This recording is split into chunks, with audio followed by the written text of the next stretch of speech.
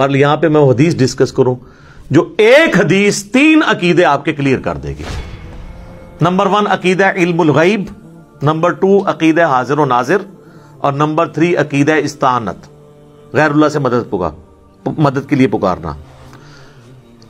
ایک حدیث جو بخاری مسلم دونوں میں نے پمفلٹ میں بھی ڈالی ہوئی ہے. 70 صحابہ کو نبی علیہ السلام نے بھیجا ایک قبیلے کے ساتھ جو نیو مسلم تھا. ان کی خواہش تھی کہ ہمیں آپ ایسے قاری حضرات دیں جو ہمیں قرآن سکھائیں. انہوں نے دھوکے سے ان کو شہید کر دیا.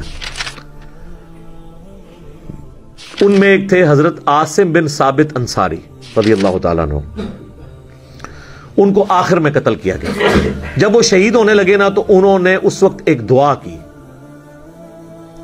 وہ الفاظ تھے، اے اللہ ہمارے نبی کو ہمارا پیغام پہنچا دے کہ ہم ان کے دین پر قائم ہیں اور ہم اپنے رب سے مل رہے ہیں اس حال میں کہ ہم اپنے رب سے راضی ہیں اور ہمارا رب ہم سے راضی ہے. ہمارے حال کی خبر ہمارے نبی کو کر دینا. اور صحیح بخاری کے الفاظ ہیں، نبی علیہ السلام مسجد نبی میں بیٹھے ہوئے ہیں اور آپ علیہ السلام پہ غم کی کیفیت ہے اور آپ کہتے ہیں کہ تمہارے ساتھیوں کو ظلمن شہید کر دیا گیا. دھوکے سے لے گئے تھے قرآن کی تعلیم کے لیے اور راستے میں مار دیا. تو اور بخاری مسلم میں آتا ہے نبی علیہ السلام نے کتنے دن تک قنوت نازلہ بھی پڑھی تھی 70 قاریوں کے قتل ہونے کے اوپر. یار اتنی محنت سے 70 بندے تیار کیے. یہ اس زمانے کی بات ہے جب چند گنتی کے لوگ تھے جو حضور کے ساتھ تھے، تو اس میں 70 تو بہت بڑا فگر تھا. تو تمہارے بھائیوں نے، مجھے جبرائیل نے خبر دی ہے کہ تمہارے بھائیوں نے مرتے مرتے یہ دعا کی ہے کہ اے اللہ ہمارے نبی کو ہمارے حال کی خبر کر دینا.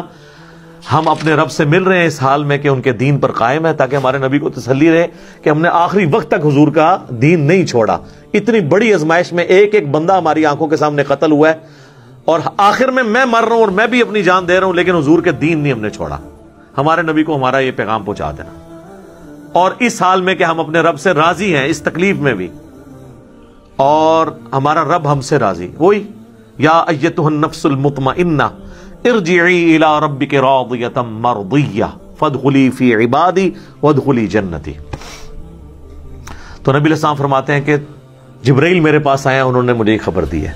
سر اس حدیث سے یہ پتہ چل گیا کہ نبی علیہ السلام جب دنیا میں بھی موجود تھے اس وقت بھی صحابہ ڈائریکٹ رسول اللہ کو مدد کے لیے پکارتے نہیں تھے، بلکہ کہا اے اللہ ہمارے نبی کو ہمارا پیغام پہنچا دینا. ان کا یہ عقیدہ نہیں تھا علم الغیب والا. دوسرا، ان کا یہ عقیدہ بھی نہیں تھا کہ نبی علیہ السلام یہاں موجود ہیں. تو وہ کہہ رہے ہوتے کہ حاضر و ناظر ہیں، جس طرح یہ کہتے ہیں کہ قبر اطہر کے اندر موجود ہے لیکن وہاں بیٹھ کے دیکھ رہے ہیں ہم سب کو. ان کا عقیدہ نہیں تھا کہ مسجد نبی میں بیٹھے ہوئے اور وہاں بیٹھ کے ہمیں دیکھ رہے ہیں، ورنہ وہ کہتے یا رسول اللہ دیکھ لیں ہم جان دے رہے ہیں، اے اللہ ہمارے نبی کو بتا دینا. ان کا یہ بھی عقیدہ تھا کہ اللہ بتائے گا تو پتا چلے گا. نہ حضور یہاں پہ حاضر و ناظر ہے، نہ علم غیب ہے، اور نہ انہوں نے حضور سے مدد مانگی. مدد بھی اللہ ہی سے مانگی. اور آپ دیکھیں انہوں نے یہ بھی نہیں کہا کہ اے جبرائیل ہمارے نبی کو خبر دے دینا. جبرائیل کو بھی مدد کے لیے نہیں پکارا. لہٰذا ہم یہ کہتے ہیں یہ جو نعت ہے نا، فرشتوں یہ پیغام دے دو کہ خادم تمہارا صحیح دار ہے، یہ بھی شرکی الفاظ ہے. فرشتوں کو آپ کوئی پیغام نہیں دے سکتے. وہ ٹھیک ہے سنن نسائی میں حدیث ہے کہ زمین میں کچھ فرشتے سیاحت کرتے ہیں، میرے امتیوں کا سلام مجھ تک پہنچاتے ہیں، جو ہم پڑھتے ہیں السلام علیکہ ایھا النبی نماز میں. لیکن ان کی ڈیوٹی اللہ نے لگائی ہے، آپ نے فرشتوں کو نہیں پکارنا. یہ اسی طریقے سے ہے کہ اے میکائیل بارش برسا دے کہ گرمی کا موسم قریب آ رہا ہے. اے وہی ہے، ایک کہانی شریف ہی ہے. ٹھیک ہے، تو نہ جبرائیل کو پکار سکتے ہیں نہ میکائیل کو پکار سکتے ہیں. اللہ تعالیٰ توحید کے معاملے میں تو کسی کو اپنے ساتھ برداشت کرنے کے لیے تیار نہیں، ناٹ ایٹ آل.